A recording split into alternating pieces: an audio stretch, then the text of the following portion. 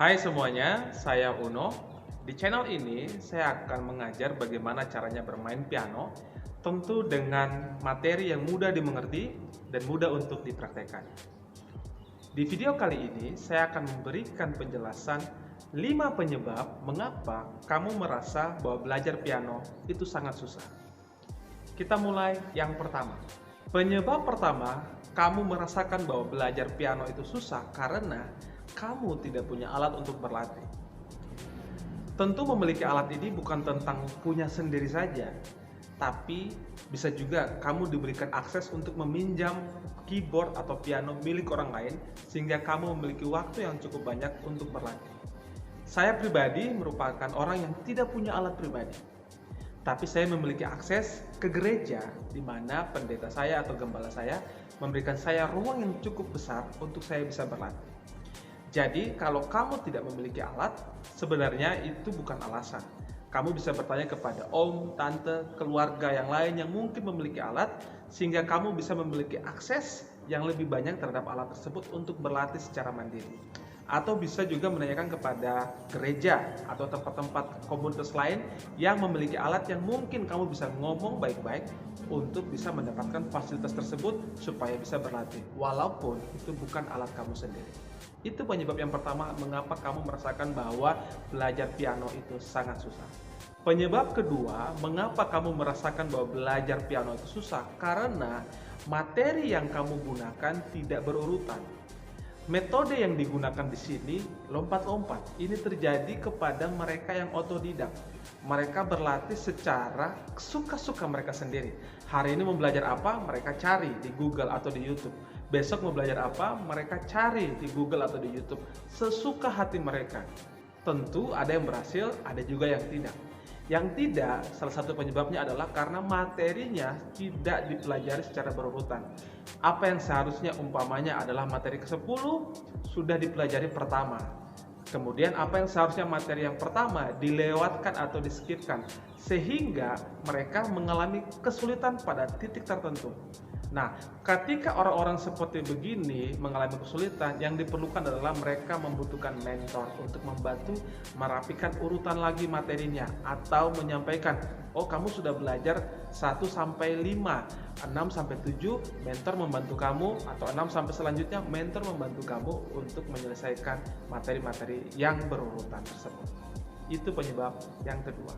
Penyebab ketiga mengapa kamu belajar piano itu terasa susah karena kamu memiliki tekanan dari orang lain. Ini banyak sekali saya temukan kepada adik-adik atau anak murid saya ketika les di kelas private saya.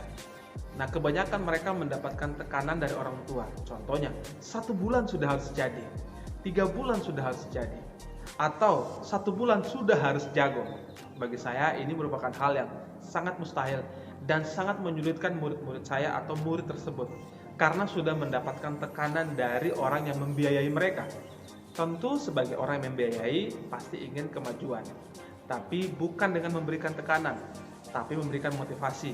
Sudah ada yang membiayai, sudah saatnya kamu menggunakan fasilitas ini atau kemudahan ini untuk mengasah kemampuan kamu dalam bermain piano.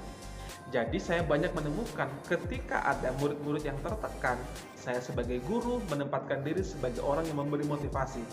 Ini saatnya kamu semangat untuk belajar.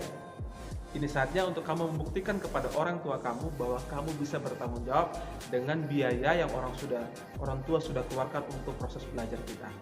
Jadi penyebab yang ketiga mengapa orang tersebut tidak mengalami peningkatan atau merasakan susah saat belajar piano adalah pasti ada tekanan dari orang lain atau orang yang lebih dewasa atau orang yang membiayai proses belajar tersebut. Kemudian penyebab keempat mengapa kamu merasakan bahwa permainan keyboard atau proses belajar keyboard atau piano kamu itu sangat susah adalah kamu tidak punya latihan mandiri. Tipe murid seperti ini adalah tipe murid yang menggantungkan progresnya kepada guru atau mentor atau si pengajar tersebut. Tentu ini adalah hal yang mustahil.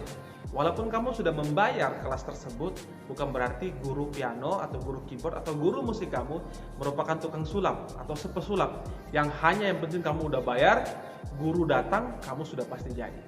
Nah, ada namanya latihan mandiri.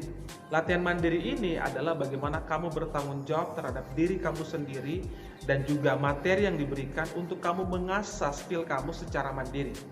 Tidak bisa bergantung saja kepada jam pertemuan dari kamu dan juga guru tersebut. Ada hari di mana atau jam di mana kamu mengkhususkan kamu wajib latihan mandiri. Dan di kelas saya pribadi, setiap murid yang latihan mandiri itu progresnya jauh lebih panjang, jauh lebih besar, dan jauh lebih maksimal dibandingkan murid yang hanya menggantungkan progresnya di jam-jam pertemuan, di jam-jam les private bersama saya.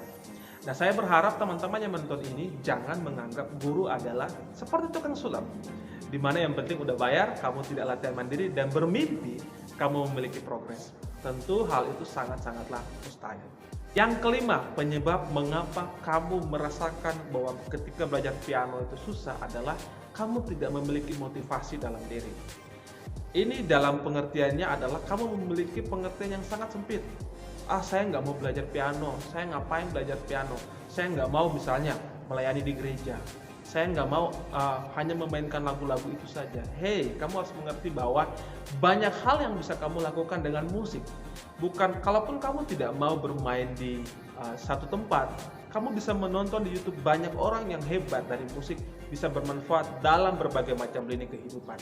Nah, temukan motivasi dengan menyaksikan orang lain yang fokus di jalur musik dan meraih hal-hal luar biasa. Motivasi kamu bisa dapat dari orang-orang tersebut. Apa yang mereka raih, apa yang mereka sudah capai dengan jalur musik yang mereka pilih.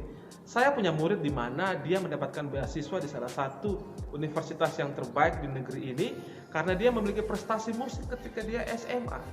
Nah, tentu ini menjadi salah satu motivasi buat kamu juga bahwa melalui musik yang kamu pelajari ini bisa membuka pintu kepada peluang-peluang lain yang jauh lebih baik. Ada beberapa adik-adik yang ingin masuk di sekolah kedinasan karena mereka memiliki skill tambahan piano, mereka sangat yakin mereka akan mendapatkan tempat yang lebih baik. Nah, jadi kamu harus menemukan motivasi untuk mengapa kamu belajar piano. Karena tanpa motivasi yang benar, maka kamu tidak bersemangat untuk menyelesaikan tugas-tugas mandiri atau menyelesaikan proses belajar private piano atau keyboard di kelas-kelas yang sudah kamu pilih. Dan itulah penyebab mengapa kamu merasakan kesulitan ketika belajar piano. Kita ketemu lagi di video-video selanjutnya. Jangan lupa untuk share, komen, subscribe, dan bagikan juga ini kepada setiap orang yang kamu merasakan mereka perlu untuk menyaksikan video ini. Sampai ketemu lagi di video-video selanjutnya. Bye.